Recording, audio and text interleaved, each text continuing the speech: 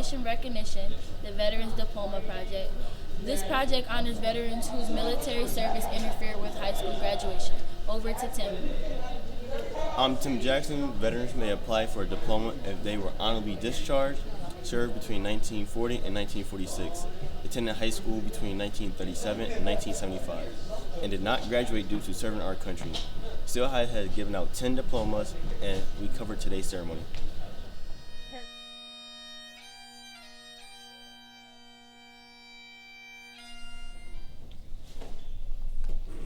The program began with a ceremonial flag floating and the playing of Amazing Grace.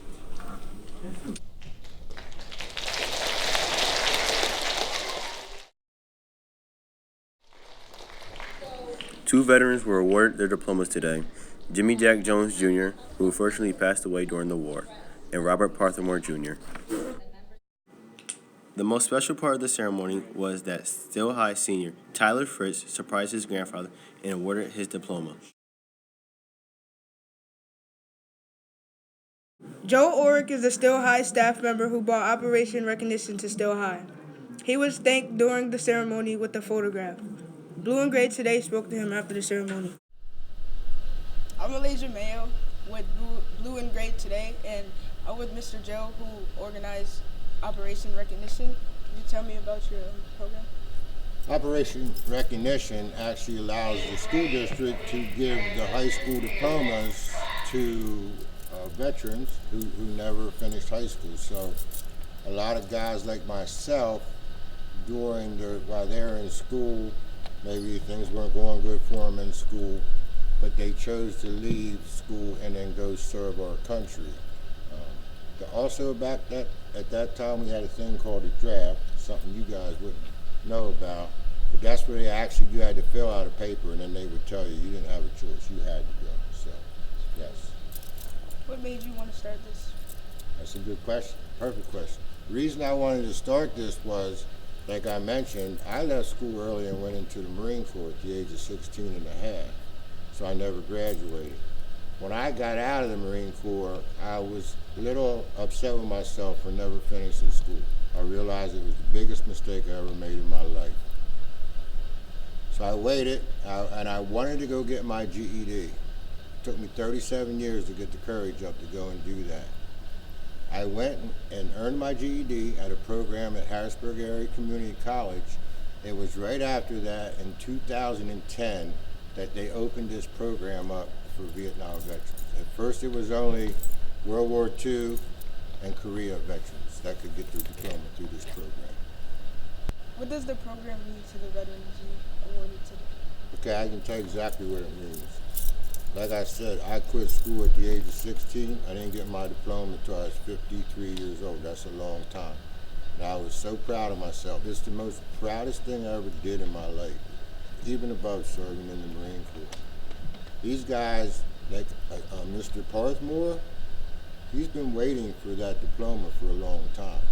The veterans are proud people. They won't go out and tell somebody, hey, I wish I had my high school diploma.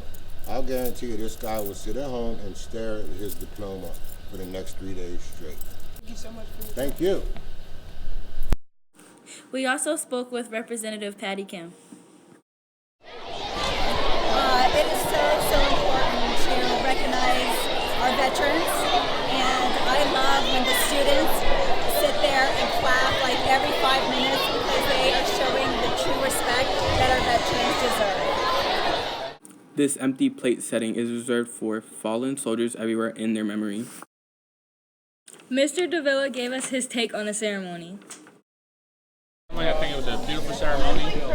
It was very meaningful. I'm sure the families and the soldiers that came out and the veterans were very blessed and very happy to be here. And we really appreciate all the gratitude from the students and just everybody.